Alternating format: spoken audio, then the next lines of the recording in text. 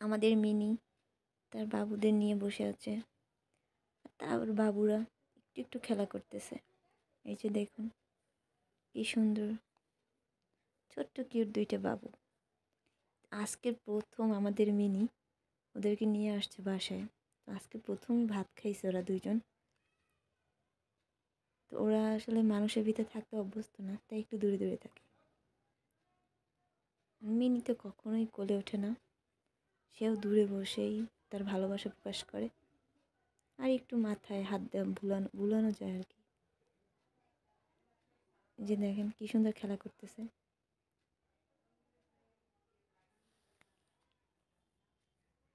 ছোট্ট সোনা দুইটা।